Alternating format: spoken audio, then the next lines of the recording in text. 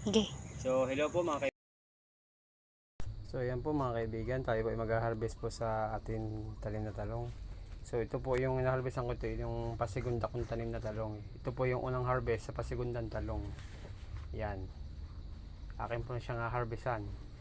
So, atin na pong ipa-deliver sa public market. Yan, kauna-unahan po yan, deliver, harvest. So, ito po yung taniman ko, ito is yung halos dikit-dikit, kaya po halos magkakadikit na po yung dahon. Napakakatipon ng dahon ng talong mga kaibigan. So yan po yung aking unang patanim kay tatay na magkakadikit po siya. So yan po yung magiging epekto ng pag-harvest nyo, halos dikit-dikit, nasa ilalim na po kayo ng silong ng talong pag kayo po ay mag-harvest. Yan. So, nagkalahok po pati ang pagtanim ko nan. Nagkalahok siya.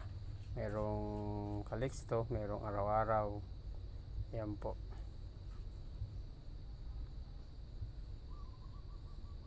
Yan.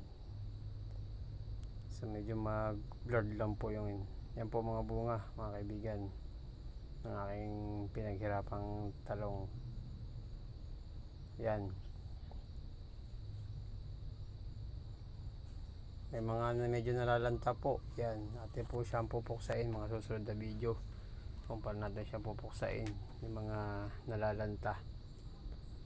Pinutol ko na po para po hindi po makahawa sa iba. So gagawin po natin ng video po yan at pipili na po tayo ng magandang pamatay para po sa mga uod na yan. So yan po, halos yan po yung mga pasigunda na, mga pasigunda. So hindi po kasi nagkasabay-sabay po yung aking pagtanim, kaya po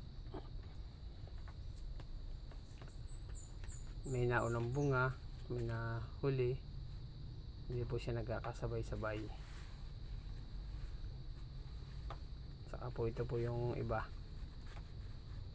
Yan, ito na po yung harvest ko, papunta na po ako sa kabila. Yan, ito na po naman yung mga kinalat ko nung nakaraan.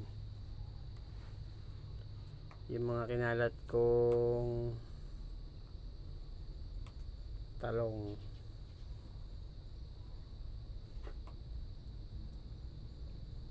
Yan po. Yun na po, ano ko na po mga pagitanan, halos 8 dangkal at saka po 4 na dangkal yung magkakahanay na talong. Yung pagitan po, yung daanan is 8 dangkal. Yan po yung aking spacing. May bunga na po yan ng mga pinaglilipat ko. So yun na po, nakaharvestan ko na po siya ngayon. Halos sumasabay na rin po siya doon sa naunang tanim ko. Kaya po nakakapag-harvest na rin tayo. So tingnan po natin kung makakarami po tayo sa ating harvest po ngayon. So yung mga nauna pong harvest is pang ulam lang po. So tara po dito sa kabila mga kaibigan, dito po sa aking unang tanim.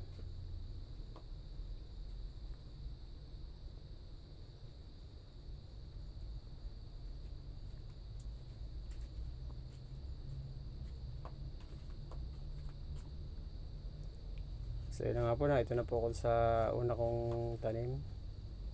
Nasa kulang-kulang 100 puno po yan, mga naunang talim.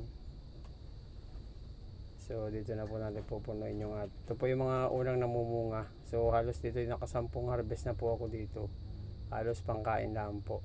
So ito po ngayon is makakapuno na po tayo dito ng pambenta.